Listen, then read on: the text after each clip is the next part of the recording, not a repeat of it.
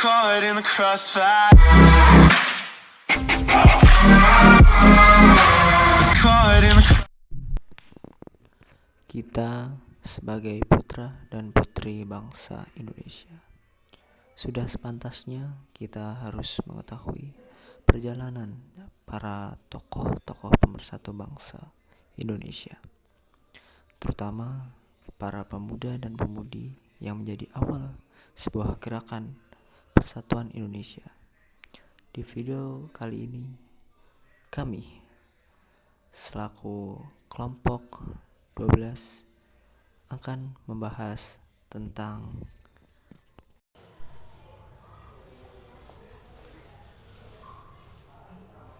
ini. Udah mulai apa belum sih?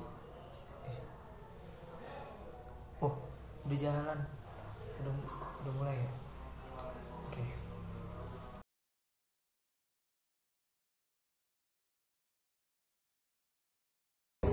Assalamualaikum warahmatullahi wabarakatuh. Nama saya Aulia Ibergilai Karimah, NIM 2321 050 3009. Saya akan menjelaskan pamornya bisa dikalahkan Jong Jepang, Jong Sumatranen, Bon, dan Jong Ambon yang lebih senior. Jong Indonesia yang lahir pada 20 Februari 1927. Ini mengemban misi segar yang tidak bisa dianggap enteng, yakni mendambakan simpul persatuan antar organisasi kepemudaan di Hindia Belanda, serta diiringi oleh partai-partai progresif, bertujuan untuk menyebarkan dan memperkuat cita-cita persatuan Indonesia. Jong Indonesia dipimpin oleh Soegiono Ketua, Semawi Wakil Ketua, Mueljadi Sekretaris, dan Soe Pangkat Bendahara. Mereka adalah mahasiswa-mahasiswa sebanding yang rutin berdiskusi dengan anggota Algemeen Studi Club. Di antaranya adalah Bapak Sartono, Bapak Senior, dan Bapak Boediono. TN Sartono, Bapak Soenario, dan Bapak Boediono adalah trio yang mempelopori berdirinya Yogyakarta.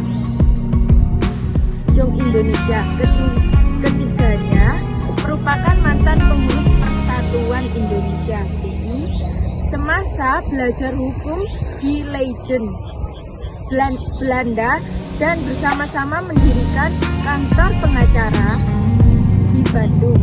Tak heran nama Indonesia dan semangat kebesaran yang diusung Jong Indonesia mirip dengan PI. Apalagi ketiganya merupakan pengurus MPR saat memperakarsai manifesto MPR pada tahun 1925.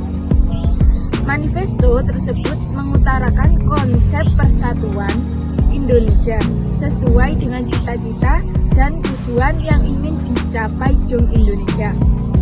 Memasuki bulan Desember 1927, Jong Indonesia menyelenggarakan kongres pertamanya di Bandung. Dalam kongres tersebut diputuskan untuk mengganti nama Jong Indonesia menjadi Pemuda Indonesia. Keputusan itu diambil karena adanya usulan beberapa anggota tentang penggunaan bahasa Melayu sebagai bahasa pengantar dalam rapat.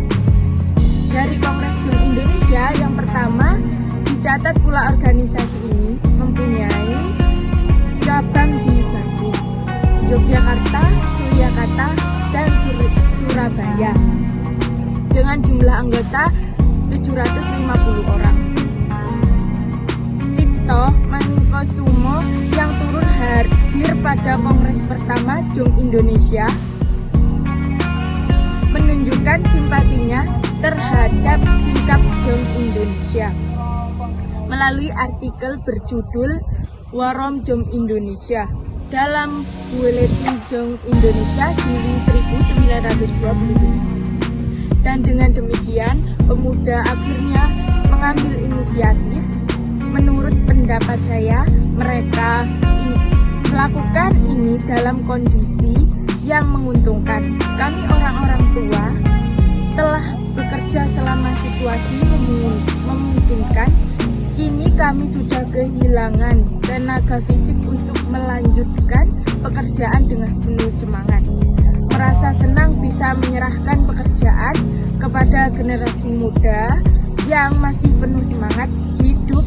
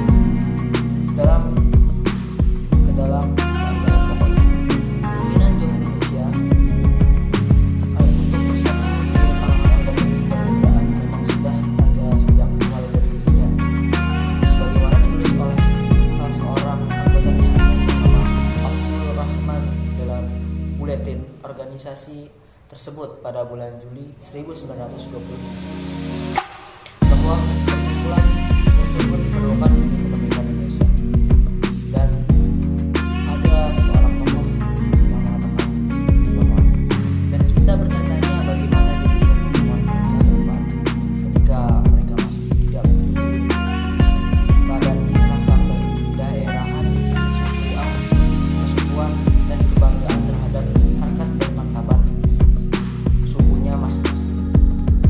Kami membentuk Jong Indonesia dengan penuh kesadaran dan seruan suci kami sampaikan kepada mereka yang merasa sebagai orang Indonesia asli dan mengemban gagasan persatuan untuk bergabung bersama kami dan membantu kami berjuang bersama di bawah panji kami untuk hak-hak suci, kebebasan, dan kemerdekaan Indonesia.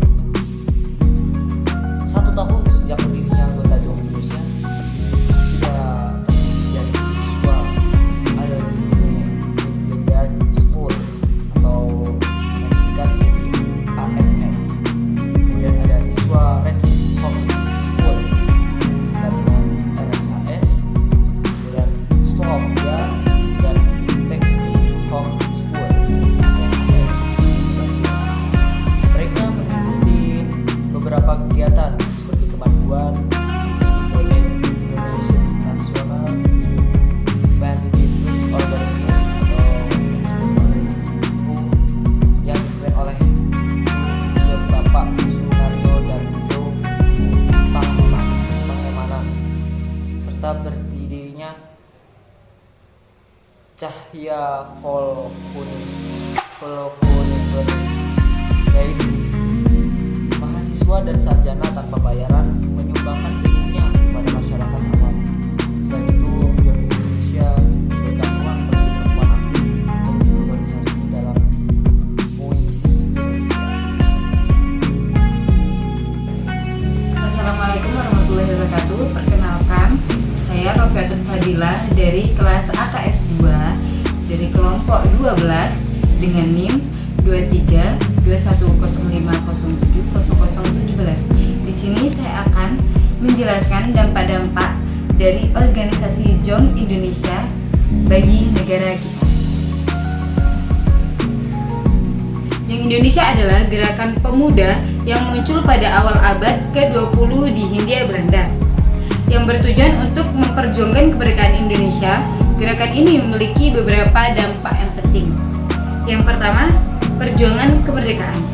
Jong Indonesia adalah salah satu kelompok pemuda yang berperan dalam memperjuangkan kemerdekaan Indonesia dari penjajahan Belanda. Mereka aktif dalam menyebarkan semangat nasionalisme dan membangkitkan kesadaran politik di kalangan pemuda. Yang kedua, kesadaran politik. Gerakan ini membantu mengembangkan kesadaran politik di kalangan pemuda yang menjadi dasar bagi partisipasi aktif mereka dalam perjuangan kemerdekaan. Jong Indonesia mendorong pemuda untuk terlibat dalam aktivitas politik dan nasionalisme. Yang ketiga, perkembangan budaya. Gerakan ini juga mempromosikan kebudayaan Indonesia, termasuk seni, sastra, dan musik tradisional. Manfaat dan nilai-nilai norma yang masih relevan hingga saat ini yaitu semangat nasionalisme, partisipasi aktif, konservasi budaya. Yaitu semangat nasionalisme adalah Jong Indonesia mengajarkan pentingnya cinta tanah air dan semangat nasionalisme. Partisipasi aktif masih dihargai sebagai cara untuk membentuk masa depan Indonesia. Dan konservasi budaya, Jong Indonesia mempromosikan budaya Indonesia. Nilai-nilai ini tetap relevan dalam pelestarian warisan budaya Indonesia dan mempromosikan kekayaan budaya bangsa Indonesia. Gerakan Jong Indonesia adalah bagian penting dari sejarah Indonesia yang membentuk wawasan, semangat nasionalisme, dan kebanggaan akan identitas budaya yang masih berperan dalam pembentukan Indonesia modern. Selain dampak dan nilai-nilai normatif yang telah saya sebutkan sebelumnya, Jong Indonesia juga memiliki beberapa manfaat yang penting yang masih dirasakan hingga saat ini, yaitu pembelajaran sejarah. Gerakan Jong Indonesia membantu mengerjakan sejarah perjuangan kemerdekaan kepada generasi muda. Terus, inspirasi untuk pemuda. Jong Indonesia adalah inspirasi bagi generasi muda saat ini untuk terlibat dalam perubahan positif dan pengembangan diri. Mereka dapat melihat contoh semangat, ketekunan, dan keberanian para pemuda di masa lalu. Setelah itu, solidaritas sosial. Gerakan ini mempromosikan solidaritas di antara pemuda Indonesia. Nilai-nilai seperti persatuan, gotong royong, tolong menolong yang masih menjadi inti kekuatan dalam membangun masyarakat yang kuat. Selanjutnya, penghormatan terhadap kemerdekaan. Jong Indonesia mengajarkan pentingnya menghormati kemerdekaan yang telah diperjuangkan dan diperoleh. Ini merupakan pengingat untuk menjaga dan mempertahankan kemerdekaan yang telah diraih. Sementara Jong Indonesia mungkin telah berakhir sebagai organisasi, warisan mereka terus hidup dan dalam semangat nasionalisme, perasaan cinta tanah air, dan nilai-nilai budaya yang tetap kuat di seluruh Indonesia. Perjuangan dan semangat pemuda yang terkandung dalam Jong Indonesia masih menjadi inspirasi bagi banyak orang dalam membangun masa depan Indonesia yang lebih baik.